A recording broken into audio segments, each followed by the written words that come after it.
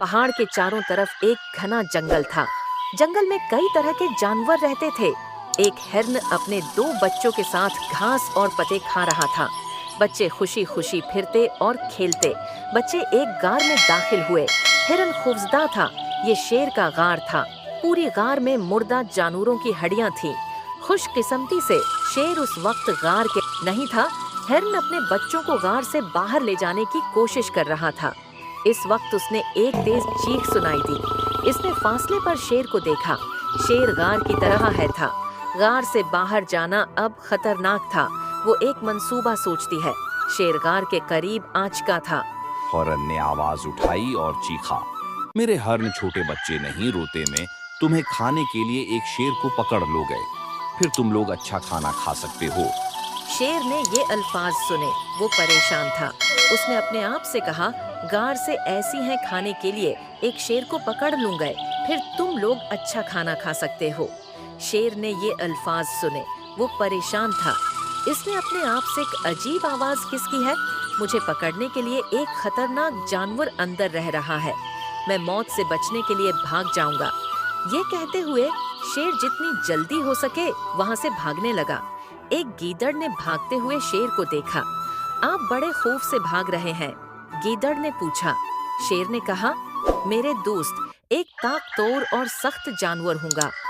मेरी गार में रहने आया है और वो मुझे खाना चाहते हैं, लिहाजा मैं खौफ से भाग रहा हूँ।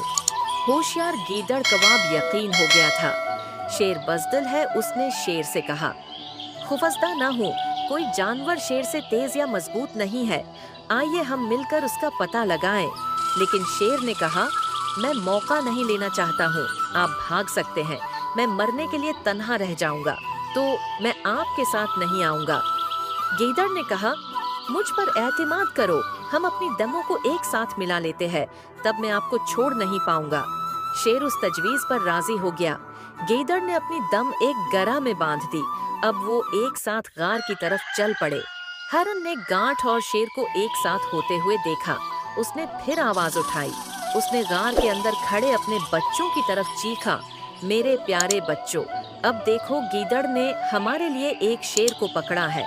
उसने शेर की दम को अपनी दम से बांध दिया है। ये शेर को फिरार होने से रोकने के लिए है। हमारे खाने के लिए आपके पास जल्द ही शेर होगा। शेर ने ये सुना। वो चौंक गया। उसे अब यकीन था गीदड़ ने उसे धोखा दिया। तो शेर ने अपने गार के अंदर खड़े खौफनाक जानवर से फिरार होने का फैसला किया। उसने दौड़ना शुरू किया। वो गीदड़ के बारे में भूल गया था। उसने गीदड़ को पत्थरों और कांटों के ऊपर घसीटा। गीदड़ दो पत्थरों के दरमियान पकड़ा गया। शेर ने अपनी पूरी ताकत से खींचा। इसकी दम कट गई। शेर जंगल के किसी और हिस्से की तरफ भागा। हिरन और उसके बच्चे शेर के गार से चले गए। वो अपने रीवड़ में बहफाजत शामिल हो गए। जहानत और हासिर दिमाग की मौजूदगी में हर खतरनाक हालात से लड़ा जा सकता है।